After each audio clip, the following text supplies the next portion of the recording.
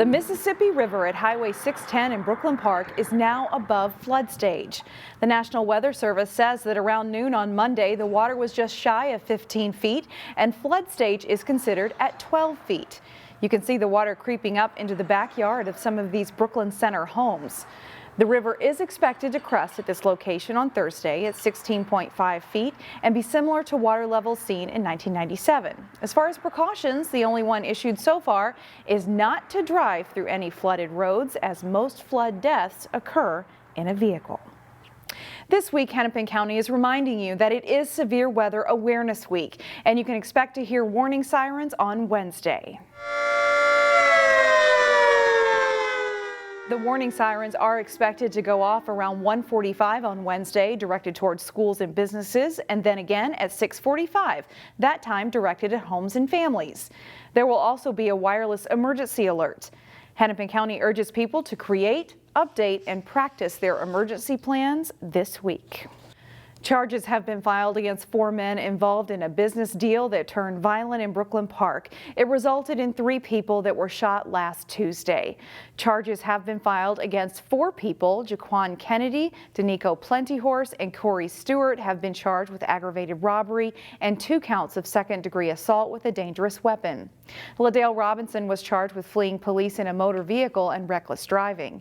Police say the 2 groups arranged to meet up in the 3500 block of Brookdale Drive to buy shoes. When one car arrived, it blocked the other car in. The criminal complaint says people got out of the one car with ski masks and approached the other car, and then a gunfight ensued. There have been charges filed against 3 juveniles accused of setting fire to Lynde's greenhouse last fall. Last October, it took several hours for firefighters to put out the fire at Lynde Greenhouse and Nursery. Owners called the fire catastrophic. It destroyed the warehouse, loading dock, storage area, and more at the Maple Grove business, and was investigated as arson. After what Maple Grove police describe as a complex investigation, one 15-year-old has been charged with felony second and third-degree arson. Another 15-year-old and a 14-year-old have been charged with a burglary misdemeanor. Lynde's greenhouse has reopened to regular hours for the spring season. Golden Valley has announced the process to replace a city council member who intends to resign. Golden Valley Council member Kimberly Sandberg announced that she would be resigning and moving abroad with her family. The council will accept her resignation and declare a vacancy on April 18th. The application process to appoint Sandberg's replacement will be open on April 19th, and applications will be due May 5th in person or May 7th by email. The council is expected to make their decision on May 19th, with the appointed council member serving the remainder of Sandberg's term, which ends at the end of 2024. It's been a struggle for years for many manufacturers finding enough workers. It's a struggle that continues, but for employers, there is some encouraging signs. At Brooklyn Park-based Nystrom, the company is celebrating 75 years this year. And as Corey Bork reports in this week's Business Matters, it's a change in the workforce that's helping the company grow into the future.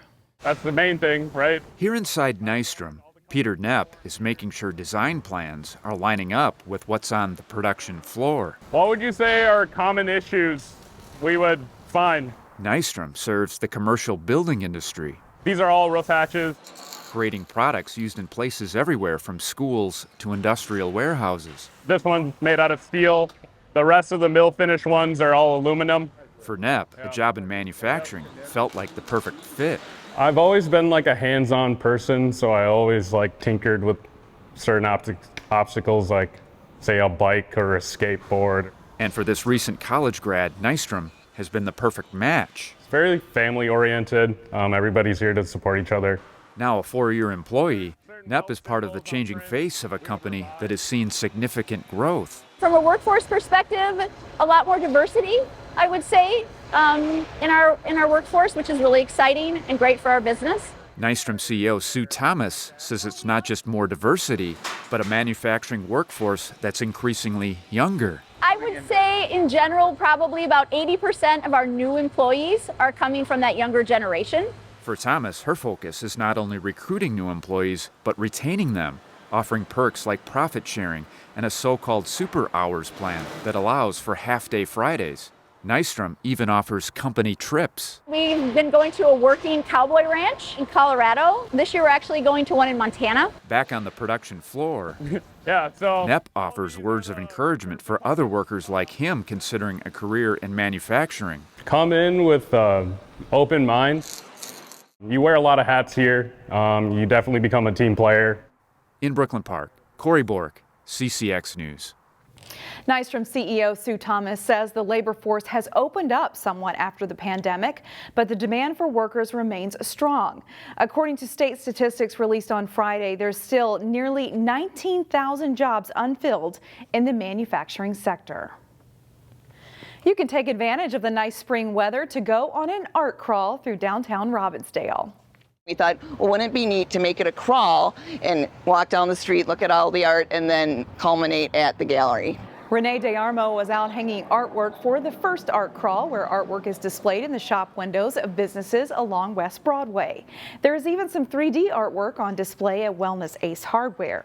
I think the goal is to get the community involved and the businesses involved. I met with the Chamber of Commerce and they were really excited, and every business person we've talked to along the way that's agreed to participate has been really excited about it, and they have kids in the district, and some of them have kids that have artwork at the Robin Gallery too.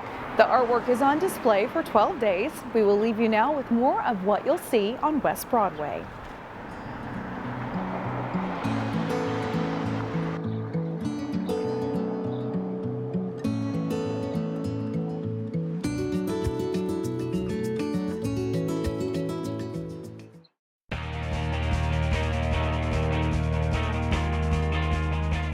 Remember last week when the weather was nice? Two local fast pitch teams met up Friday to cap off the first full week of the season, and Jason Malillo has the highlights.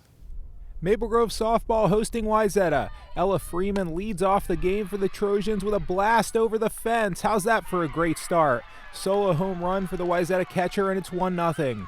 Bottom third, Alyssa Werns rocks a fly ball off the fence. Ruby Goette is thrown out at home, but not before Faith Cry scores for the Crimson. Bottom fourth, a Wayzata error brings home Jordan Brewston, and it's 2-1 Grove. Bottom five, Sam Gustafson smokes a line drive just fair. Izzy Vitens hustles around. It's 3-1 Crimson on the double by Gustafson. Bottom of the sixth, Werns with another run-scoring hit as Cry trots home on Werns' rip to the left field fence, and it's 6-1. And then Werns scores on a two-out knock by Jenna Steele for a 7-1 lead. Crimson pitcher Maddie Wilm ends the game with a strikeout, and Maple Grove gets its third victory of the season. Jason Malillo, CCX Sports. The high school lacrosse season is underway. The two local teams faced off under the lights Friday night on our spring season opener on CCX. The Trojans and the Rebels going head-to-head in Brooklyn Park for their season opener. Wayzata's Gus Anderson picks up the ground ball near midfield and makes a charge toward the Rebels' net. Anderson shoots and scores. Wayzata is on the board first. Trojans' Evan Weatherford fights off contact and is able to pass the ball to Jake Matson. He fires and scores, and it's 2-0. Later in the first, Alex Score sets up Weatherford for the pass. Weatherford nets one to make it 3-0 Trojans after one quarter. Second quarter, the Rebels get on the board.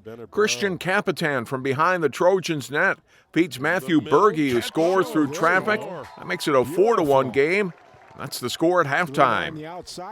Third quarter, Cullen Britz finds Ryder Alstead in front, and the freshman nets his first varsity goal. Wayzata is up 5-1. Just over a minute later, Britz gets one himself. The sophomore makes it 6-1 Trojans. Wayzata goes on to beat Champlin Park 8-2 to start the season 1-0. For more than 30 years, the Ted Brill Great 8 Festival has provided an opportunity for boys hockey standouts to showcase their skills for pro scouts and college and junior coaches. A good number of players from the Northwest Suburbs took part in the three-day tournament over the weekend. Jay Wilcox has highlights from a matchup featuring many local skaters. Ted Brill Grade 8 Boys Hockey. Seniors from Sections 4 and 5 in white and from Sections 2 and 6 in blue.